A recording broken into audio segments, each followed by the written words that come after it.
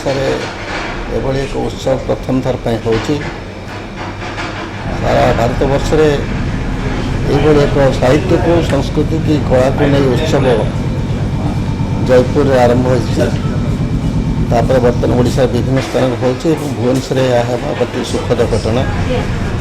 याद्वारा भावर विनिमय हो पार एवं भाषा करुँची आज गोटे दिन प्रति कार्यक्रम भितर जहाँ विचार विमर्श हो आम भाषा साहित्य पर शुभंकर हो यथेष रही कारण भाषा प्रचार प्रसार हूँ बड़ कथा आजिकल इलेक्ट्रोनिक्स मीडिया रे जिते प्रचारित और प्रसारित हो भारत वर्ष और भारत बाहर लोक मैंने जो ओडिया मैंने रोचते से मैंने विषय जानीपारे आम भाषा साहित्य संपर्क में तेणु उत्सव सब हवा उचित अवश्य एपाई विभिन्न प्रकार असुविधा भी अच्छी आर्थिक अभाव अनटन भी रही कि सत्वे जो उद्योक्ता मैंने आज ये एक महार्घ उत्सव आयोजन कर निश्चय धन्यवाद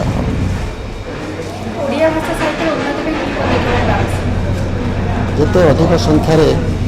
आम ओडिया माने ओडिया व्यवहार करवा दैनंदिन जीवन में कथबार्ता चिठी पत्र स्कूल विद्यालय मानक निज घरे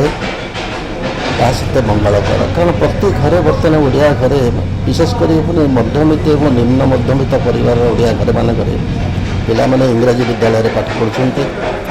बापा माँ मैंने सब चेष्टा करमती से भल कर कृतित्व अर्जन करेंगे ओडिया भाषा संस्कृति पूरा भूली जाऊँगी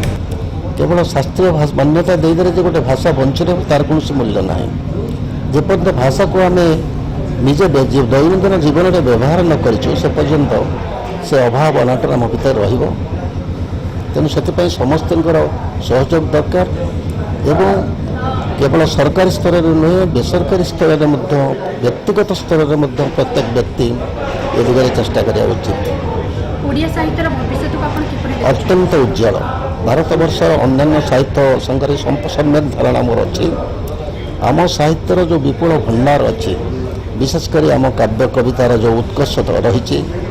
एवं आमर कथा साहित्यर जो प्रकार भित्तिभूमि रही आमर प्राचीन साहित्यर जो ऐतिहासिक पृष्ठभूमि रही अत्यंत उच्चकोटीर किंतु अनुवाद अभाव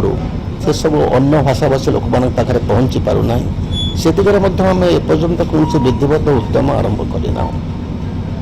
कलिंग साहित्य महोत्सव ओडिया साहित्य प्रचार प्रसार क्षेत्र किपरि सहायक होइछि आरंभ तो होछि आज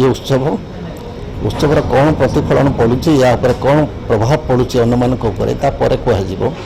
एबे वर्तमान किछि कहिबो नै ओडिया भाषा प्रति युवपीढ़ी को आकृष्ट करने ये उद्यम सहायक हो पाइबो या निश्चित भाव एक माध्यम में कौन सन्देह ना ओडिया युवक युवती मानक निज भाषा प्रति निज संस्कृति प्रति निज साहित्य प्रति आकृष्ट करवा निहाती दरकार से एक नैतिक कर्तव्य कारण जो जातिर भाषा उन्नत नुहे से जाति केवे उन्नत हो पार ना केवल पाश्चात्य शिक्षा सभ्यतार आम बढ़ी बढ़ी गोटे पूर्णांग मनीष हो पार एवरी आशा करिया माने ठीक नुहे तेणु निज मातृभाषा को जो भल न पाई निज जो भाषा आम आमको भल भाव व्यक्त करूँ आमर भावावेग को प्रकाश करूँ से भली उद्यम समस्ते करवा उचित विशेषकर युवपीढ़ीर पिलामाने युवपीढ़ीर लोक जो मैंने अच्छा से विषय ध्यान देवा उचित बोली आशा करुँच।